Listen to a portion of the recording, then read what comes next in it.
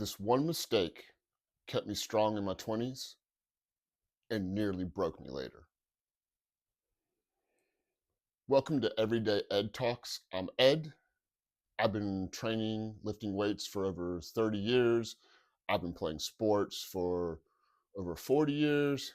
I've worked in the sports supplement, health, and fitness industry for over 20.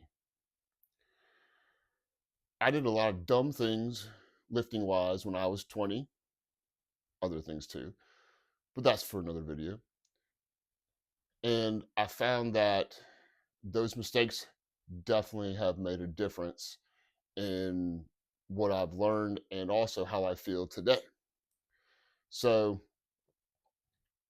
if you're confused, if you've been working for a while, working out for a while, if you've been lifting and you're hurting or you're sore and you just feel like you need to change, then hopefully this can resonate with you and maybe help you out.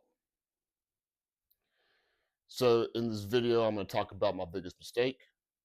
I'm going to go over the consequences of what happened, and then I'll tell you a little bit about what I've done and how my training has adapted so that I'm able to keep doing what I love. Because the ultimate thing is that I love working out, I love being active, I love playing basketball with my son, I love being able to just go and run and jump, do all those things that you take for granted when you're younger. And I feel that my training has shifted more towards longevity and keeping me able to be able to do the things that I love.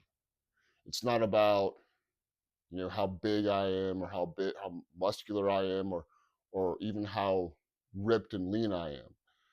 That's not why I lift weights. I lift weights and I work out because I absolutely love it. This mistake cost me years, and it was pretty simple. I never changed how I lifted when I was in my 20s. I would lift the same weights, I would do the same exercises, I would repeat them, and I would do them all the time. That was definitely a mistake. When you first start training, the first couple years, no matter what you do, you're going to make progress and you're going to make a lot of progress and it's going to be quick. My first year lifting, I put on 10 pounds, and that was in high school. I didn't change the way I ate. I didn't do anything different, but just started lifting weights. I did the same exercises over and over again. So by the time I was a senior, I put on nearly 20 pounds of muscle since I started lifting, got significantly stronger. I mean, I was benching in the mid threes, squatting in the mid threes, deadlifting in the mid threes. Then I just thought that if I kept doing that when I get to college and beyond, that was the way to go. Well, unfortunately, I was incorrect. Your body keeps a running total. Your joints and connective tissue remember everything. What you do now, you will definitely feel later. For me, it wasn't just one injury, it was accumulation of multiple injuries. And instead of changing the exercise to something that was more comfortable for my joints, my shoulder, my neck, you name it, whatever it was, I just thought that I could recover through it, keep progressing. I'd back off maybe a little bit with the weight and hope for the best. Well, eventually it did catch up to me. I have some shoulder issues now that they're not terrible, but they're definitely there, and they, some tendonitis and stuff. Um, I also had to have my neck fused from my three lower vertebrae in my neck, most likely caused by just the heavy compression of squats and just the repetitive movement over and over and over again. I've had some issues with, you know, my knees, um, just from lifting heavy weights, not doing full range of motion, and just trying to lift pretty much as I could. And that's what I thought worked because it worked when I was young. Unfortunately, I didn't have anyone telling me that the way I trained was going to or need to change as I got older. Also, when you're young, you're not thinking about longevity because you can do everything. You can run, you can jump, you can go work out for 3, 4 hours, you name it. When you start getting into your mid 30s, that starts to change. And it did for me. And I definitely work out all the time. I'm consistent. The longest amount of time I took off was probably about 7 months or so. It was right after my son was born, and he was the most important thing, and I just wasn't getting a lot of sleep. The second was after I had my neck surgery. I couldn't lift for 11 weeks. And then after I was cleared, I was back into it. So, what changed? I didn't stop training hard. I started training with more intention. I started picking exercises that would support my lifestyle and my longevity. So now I choose exercises that complement what I want to do outside of the gym. Also, I rotate these exercises. So I'm not doing the same thing week in, week out, month after month. I tried to put or split up my workouts into what they call mesocycles. Mesocycle is a term from the strength and conditioning. And what you basically do is you spend a certain amount of time training for a specific goal. And then you take that, and after that mesocycle, which is usually 4, 6 weeks, you do something different. It has multiple purposes. The idea is that your body, adapts, and as it adapts, it gets used to what's going on. But more importantly, you put a lot of stress on your connective tissue and your joints, and you just need to switch things up so that they don't wear out. It's the same principle that you're seeing now with a lot of young athletes. For a while, they thought that specializing in one sport was the way to go. And so these kids would play soccer, basketball, football, whatever it was, year round. And now you're starting to see the repercussions of that thought mentality. You're seeing people in their mid 20s, Jason Tatum, Tyrese Halliburton, tearing Achilles tendons. They should not be tearing their Achilles tendons. They're in their 20s. The prime time that you tear an Achilles tendon is from your mid 30s to the mid 40s. That's when most of them happen. And it's a result of the elasticity of the Achilles tendon just isn't what it used to be. And it just causes, a tear plus repetitive, motion. So when you're having that happen when you're in your 20s, something's wrong. And the big factor that has contributed, and what most people think, and what I personally believe, is that you do one thing and then you have imbalances. And the same thing applies to working out. If you just bench press all the time with the barbell, then you're not getting the stabilization muscles stronger. You're using the primary movements.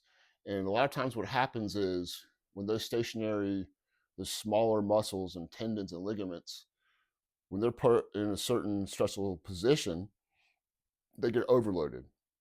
And you need to do things to switch it up. I'll give you an example. If you can bench 315 pounds for a couple reps, I guarantee you're probably not using 165-pound dumbbells for a bench press. You're just not.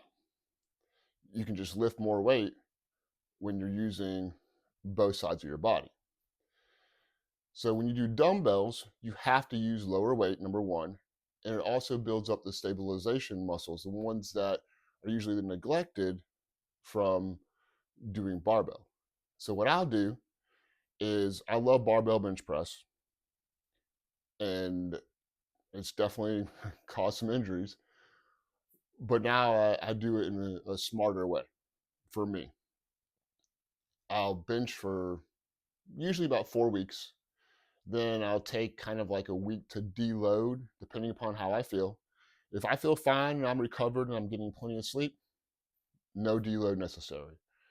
I'll just transition right into the next mesocycle. But if I'm beat up, from doing whatever, uh, helping my son study, playing extra basketball, helping friends move, just not getting the adequate amount of rest, then I'll just take a whole week off. Or if I have an issue where my bicep tendon is bugging me, or my shoulder's a little stiff or whatever, then again I'll just deload, take a whole week off. Now that doesn't mean that I stop the movement. I still do the movements. I still do arm circles. I still do squats, body weight squats. You know, uh, I'll do push-ups, probably like on a bench or on a wall, just something to keep the movement and the blood flowing, because you do need that blood flow to get to those tissues, uh, to help them repair. When it comes to specifically connective tissue like cartilage, there is no blood supply. The only way that your cartilage gets any kind of nutrients is from the synovial fluid. So the synovial fluid is what surrounds the joints. It's like a lubrication, like oil. It also carries the nutrients for cartilage. So when you do a full range of motion, you actually release more synovial fluid. If you do arm circles before you train or whenever, you're getting the synovial fluid flowing, and that's going to help those connective tissues heal. And then tendons and ligaments, they just take longer. The blood supply isn't as adequate as it is for muscle tissue. The big thing for me is that my goals have changed. I don't lift weights just for strength anymore. I lift weights because I want to enjoy real life. I want to be able to do the things that I love every single day. That's it. It's longevity, 100%. Now, don't get me wrong, it's nice having the benefits of working out. It's nice being stronger. It's nice, being in shape. Clothes fit better. Well, not really. That's another story. But anyways, the reason for my training has changed. I absolutely love it, but I also respect it now. Instead of pushing myself to ultimate failure, if I'm not feeling good and I don't have a lot of rest for the night before, I'll take it a little easy. I won't do all my sets. If I'm slated to do 4, I might do 3 instead. It just kind of depends. Most importantly, and I found this helps out, or it's helped me out the longest, is taking one day off every week. And the way I split it up is I'll have an upper push day and do some shoulders in there, like raises, front raises and side raises. Then the next day I'll have a squat day. Take Wednesday off completely. Thursday will be my second upper body day, which will be a pulling day. And that's going to be your vertical pulls and your horizontal pulls. And then the last day of the week is my hinge day. That's when I'm doing deadlifts, sumo deadlifts, good mornings, things that affect that movement. So as I've gotten older, it's not training body parts anymore, it's training movements. And I make sure that in every week and everything that I program for myself and other people now, that I'm doing at least one movement pattern, one athletic movement pattern a week. There's 7 of them. There's vertical push pull, horizontal push pull, squat, lunge, hinge. Then you have your rotation movements that help with the core. And then the last thing you do is locomotion. And locomotion is any kind of movement. Farmer's walks, sprinting, walking, running, playing basketball, that's all locomotion. So as long as you cover those 7 movement patterns at least once per week, you're fine. That's what has worked best for me and has definitely kept me going more often than what I used to do. Again, I love working out. I love lifting. I never want to stop. Never. I just love it too much. The only thing that's changed is how I lift and how I program my weeks. I wish I'd known this when I was younger, and I definitely feel like I would have had less setbacks, have more progress than I have now, which I'm not really concerned about that anymore. But anyways, still being able to see something for all the work you put in. And again, for me, it's fun.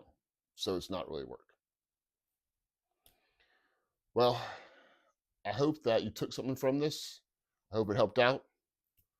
If it did, then hey, maybe subscribe. That way you'll be notified when I cover some more topics.